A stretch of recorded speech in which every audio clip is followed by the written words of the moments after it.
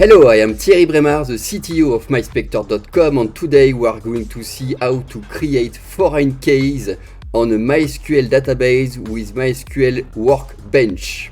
Workbench here. I have MySQL Workbench which opens, and I can open a model. On me, I have already created a model. This is the current model of the database that I have. You have the different tables here. You have the blue lines, which means that there is a link from the current table to a foreign table, and there is a green line, which means that a foreign table is making a link to the current table. So here, for example, with this diagram, I see that I have one link to the result history table, and there is three other tables which links to the trucks table. My current table that I want to add a foreign key is a trigger, and I want to add a foreign key to the... So there is already a foreign key, you see the green line to the trucks, and I'm going to add a new foreign key to the user table that we can see here. But just before, we are going to see the system of MySpector.com to understand how it works, to understand better. The goal of MySpector.com is to automate workflows to check a remote target. So we have the collect stage, the extraction stage, the check and the notify. Just a short example, I have different trucks here with Allianz International Bond. I can click on execute the trucks. The MySpector is going to fetch in real time the target page, which can be accessed here. You see 89.22, 89.22 is extracted, and when I come back to my panel, here I have the last result. So MySpector.com intends to giving automated workflow to check remote status of the web page, and when criteria is reached, I have automated notification. I can receive automatically on email, for example, but currently the triggers are not yet implemented, and they are not yet attached to a given user. So the goal is to patch the current table, which is currently faked, and when the user will create some triggers, to know that this user is attached to this list of triggers. So to do this, the first thing to do is to know the foreign data type, because the foreign data type must be the same type as the original data type. For the methodology, I first create a model. Then with this model in the workbench, I am going to export a SQL file. Then I will isolate the SQL to have a patch to then patch my database. So here I want to reference the user ID, and the user ID is big int here. So I double click on the table trigger. By double clicking, this column editor comes, and I'm going to add here by double clicking the new column name. So this is ID user.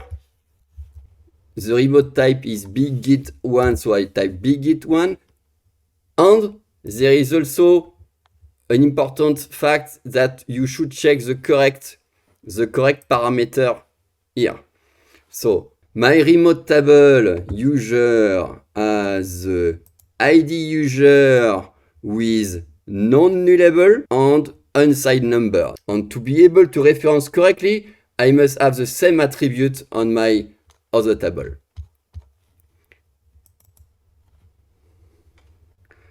So here my ID user must be not null and unsigned.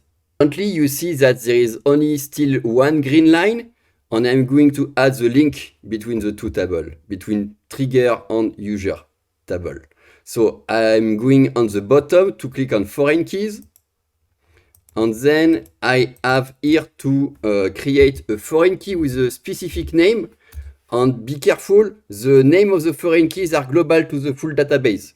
So you should have a specific name which do not make any collision with other foreign keys in the database. So the best thing to do is to put the name of the current table and the name of the target table to have no collision. So F key ID user, from trigger to user. I type enter, then I have a choice of the remote table. The reference table here is user. Then here there is different column. And my column that I want on the source table is ID user. And then the reference column on the target table is also ID user. If you have a type incompatibility, you will not have this drop-down list populated. Once this is done, I can save this. And now you see that the trigger has two green lines. I can move it there, and you see there is one green line to the trox, because I have an ID trox, and another green line, which is going to the user. On reverse side, from the user, I see all the blue lines. So you see all the tables which are going to reference the user table. Once the model is designed, we are going now to export the SQL script by clicking on File, Export, Forward Engineer, Next, Replace, Export the table, Finish, Done. On the repository of MySpector, I have the Git extensions open, and it shows me that there is two files modified. There is a diagram workflow, which is in binary, I will not open, but the SQL generated here just shows the diff which has been created.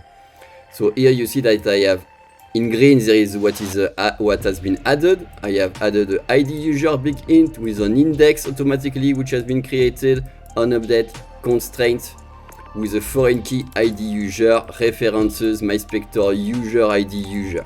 Because my full database is already in production, what I want now is to extract and create a patch only for this, so that I will patch the production only with this addition.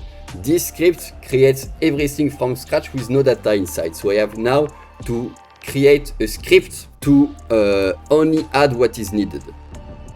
MySQL Workbench has generated this script to create the table, and from this script I have extracted this script only to create the diff of the current table.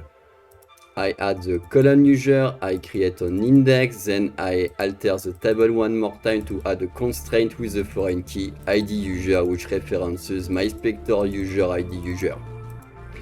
I take this script, I pass the script,